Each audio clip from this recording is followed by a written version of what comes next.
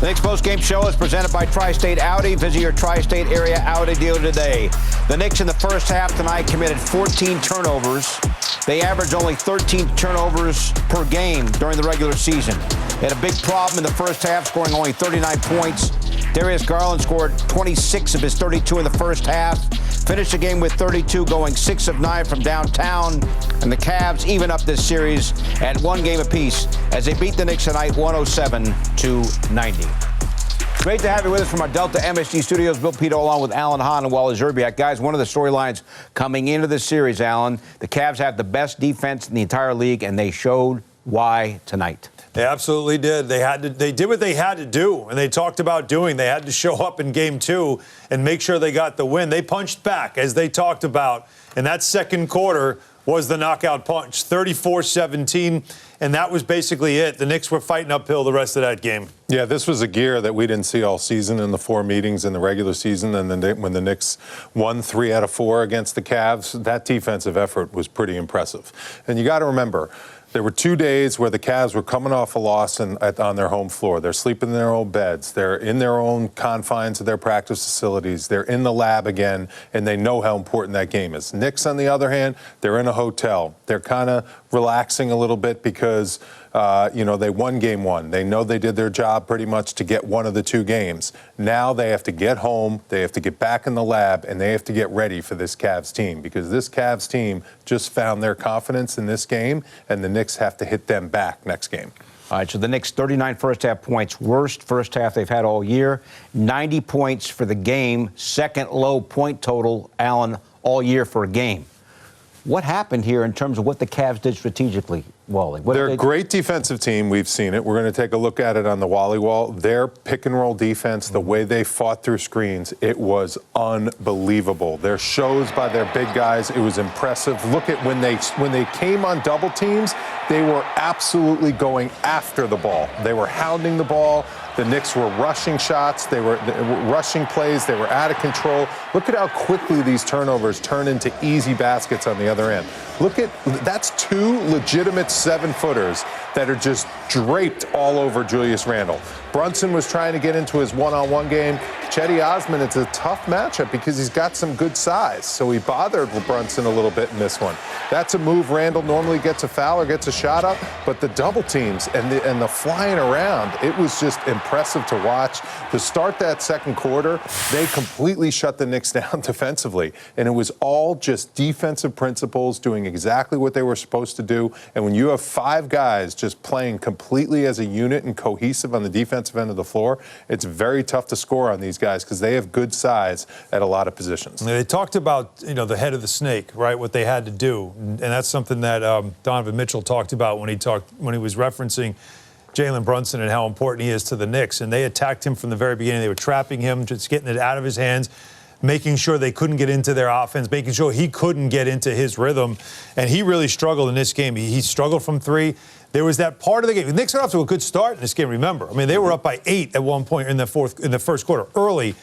And then Brunson 12-4 or something, right? Right. And then Brunson, and then another point, it was 13-6. So they still had a decent lead. And then Isaac Okoro came out. And then everything changed when Isaac Okoro came out. And he didn't see the floor the rest of the game. He didn't play the rest of the game. Nope. And he was supposed to be the stopper.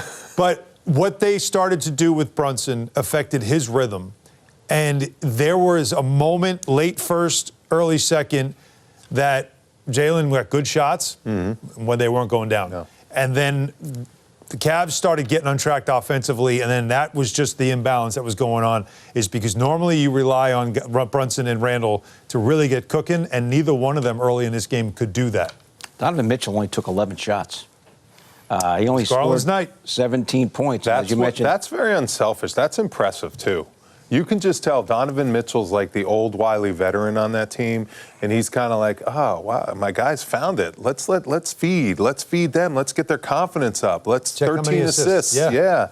He's not the guy where he has to score for himself. He's the guy on that team, and he wanted to see his, other guys that weren't as experienced as him in a playoff type, series like this, and he just sat back and said, okay, my guys got it going tonight.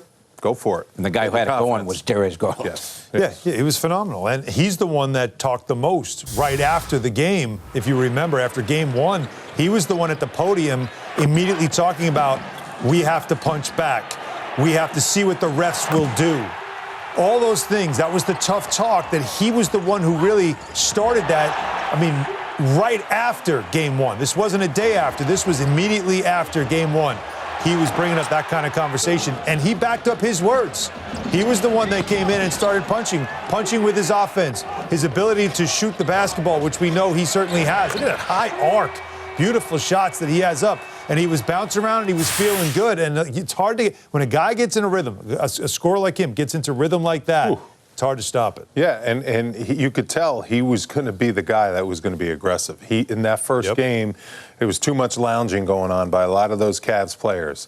And in the playoffs, you cannot lounge, especially when you're a 21-point-per-game scorer like Darius Garland. He was going to go out there and be aggressive and attack the Knicks whenever he got the ball in his hands, and he really made things happen, especially in that first half. Got to the free throw line, 26 in the first half. Right, and the free throws, to me, we talked about, the discrepancies and how it would look and all this talk about the officiating. The officiating was great. There was nothing wrong with the officiating. The numbers at the end of the game actually look in favor of the Knicks when it comes to fouls called and free throws attempted. But in the first half, there was an imbalance. And it was not because of the officiating. It was because the Cavs were the more aggressive team led by Darius Garland. And you guys mentioned Isaac Okoro did not play or didn't start the second half, didn't get in. Karis LeVert did start the second half. Only 3 points while in game one, 24 tonight. This is a guy who, with the Pacers and with the Nets, scored a lot. He's gone through years where he's averaged at least 20 a game, and he was great tonight for Cleveland. Now, he's very up and down. When he's good, he's great, like tonight. He was one of those nights where offensively and defensively it was almost more impressive than his 24 points.